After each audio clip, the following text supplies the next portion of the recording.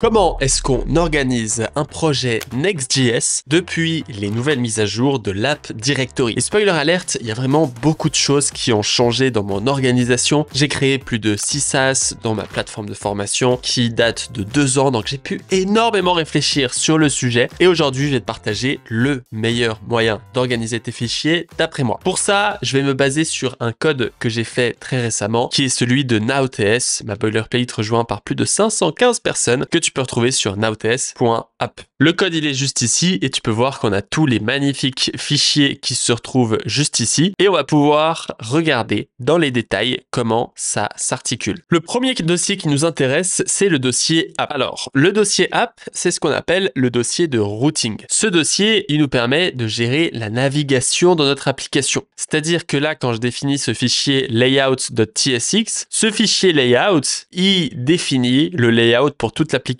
Et ça définit la page principale. Donc ici, on a pas mal de dossiers de navigation qui nous permettent de gérer le routing. Ce qui est intéressant, c'est que si par exemple, on vient ici dans l'organisation ID, tu vois qu'ici, j'ai un sous-dossier navigation qui me permet de définir le layout. Et ce qui est intéressant, c'est que je ne définis pas que des fichiers qui représentent la navigation. Alors pour bien définir, le routing en Next.js, c'est les fichiers suivants: page, layout, error, loading, template. Ça, c'est le routing. Tous les autres fichiers n'influencent pas la navigation. Et donc ici, j'ai par exemple ici un information card qui est un exemple de card et je l'ai mis directement dans mon dossier navigation. Pourquoi? Parce que ce fichier, je l'utilise dans la page. Et vu que je l'utilise dans le même niveau, et ben au lieu de venir créer un dossier très loin, etc., et ben je l'utilise directement dans le dossier qu'on a juste ici. Donc là, je suis dans page, hop, je crée des components directement dans ma navigation. Donc tu vois que je me retrouve avec des dossiers qui sont beaucoup plus bordéliques, mais c'est pas très grave parce que je n'utilise jamais les dossiers pour rechercher mes fichiers. J'utilise le raccourci clavier en cherchant ici par exemple organisation ID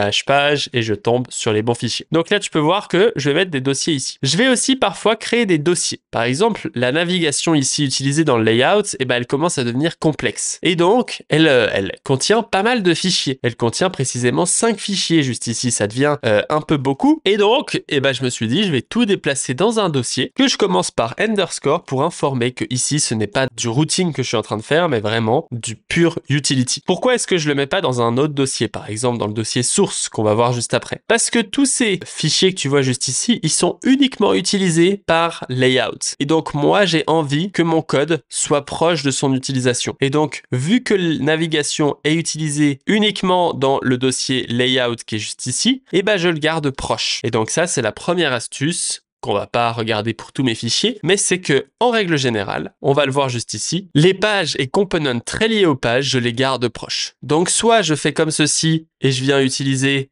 des noms dashboard header, dashboard content dans le même dossier, soit je crée un utility component, un utility folder, donc ici par exemple underscore component, underscore navigation, underscore ce que tu veux, et à l'intérieur, je vais mettre tous mes composants qui vont être utilisés uniquement ici. Attention, si le composant user list était utilisé dans la page juste ici, ce serait problématique parce que justement, ces composants, je les définis dans le dossier app uniquement quand ils sont que utilisés par la page qui est très proche. Et donc à ce moment-là, comment est-ce qu'on fait si ce composant userList a été utilisé non seulement par cette page-là, mais aussi par cette page-là? Et dans ce cas-là, on va s'intéresser au dossier source. Dans le dossier source, je vais avoir un premier dossier components. Dans ce dossier components, je vais avoir 3 autres dossiers. Le premier dossier que tu connais, peut-être, c'est UI. À l'intérieur de UI, je vais mettre tout ce qui est en rapport avec ChatCN UI ou tous les composants UI que je sais que je vais utiliser très souvent. Par exemple, ici, accordion, c'est un composant qui s'en fout d'où il est utilisé. Il peut être utilisé n'importe où. Donc, il n'y a pas de raison que je le mette dans un dossier spécifique. Il est utilisé partout, donc je le mets juste dans le dossier UI. Ensuite, il y a SVG. Ça, c'est mes petits SVG. Des fois, tu vois que j'ai des components SVG comme ceci. Dot pattern, logo SVG, etc.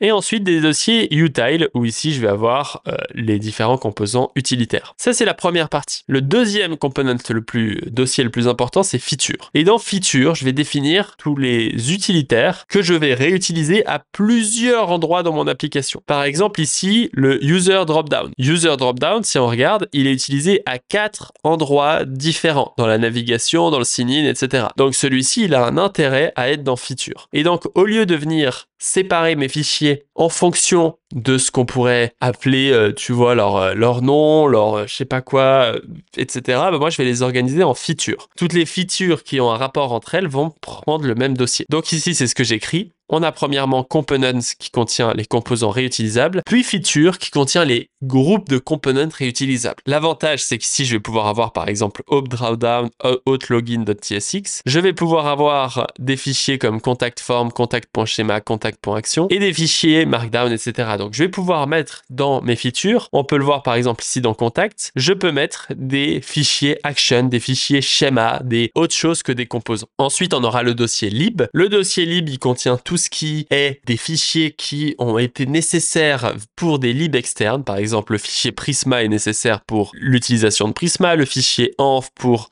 mon utilisation de la librairie d'environnement, SafeAction, etc. Et finalement, un dossier hook qui contient tous mes hooks. Tout ça, c'est dans le dossier source. Donc ça, c'est vraiment comment je structure mes composants. Donc par défaut, je les mets dans app. Si la feature est réutilisée, par exemple user list, et ben j'aurais créé ici dans feature un dossier user, tchac, j'aurais fait /user et à l'intérieur /userlist.tsx parce que je sais que je vais le réutiliser. Voici un peu comment je construis mes applications. Ce qui est intéressant et que tu as peut-être remarqué, c'est que des fois j'utilise des nomenclatures un peu étranges. Alors j'ai fait ça depuis pas mal de temps. C'est que afin de me repérer plus facilement, et ben je nomme les fichiers avec des points. Donc par exemple, si je définis le schéma pour une entité qui s'appelle user, je vais l'appeler user.schema.ts. C'est magique parce que quand ici j'écris schéma.ts, je vais retrouver tous mes schémas ultra facilement. Les server action, je vais toujours les appeler .action.ts afin d'avoir ici, encore une fois, la même chose, une nomenclature et dès que j'ouvre un fichier, je sais si celui-ci va contenir des server action ou non. J'ai d'autres configurations comme .config.ts quand ici je vais avoir des constantes qui bougent pas, qui restent là et qui permettent de configurer l'application en venant modifier les valeurs qui sont à l'intérieur et ben je vais l'appeler user.config.ts. Ça, c'est les trois nomenclatures de fichiers qui m'arrivent d'utiliser. Voici comment j'organise un projet Next.js. Ça m'a pris beaucoup de temps à trouver cette organisation et en tout cas, maintenant, je m'y retrouve pas mal. Si ça t'intéresse de pouvoir vraiment manipuler mon code, pouvoir cloner mon code, pouvoir sassifier mon propre code, tu peux te rendre sur nowts.app afin de pouvoir télécharger et t'inscrire à cette boilerplate. J'ai mis énormément de nouveautés en place comme le multi-tenant SaaS model qui est le fait de pouvoir gérer des organisations comme tu l'as vu. Il y a énormément de logique afin de simplifier la création d'un SaaS scalable dès le jour 1. Bref, voici pour mon organisation de fichiers Next.js. N'hésite pas à regarder mon autre vidéo, mon tuto sur Next.js en plusieurs heures qui va te permettre de vraiment maîtriser Next.js et tout ça de manière professionnelle. On se retrouve très bientôt. Ciao, ciao.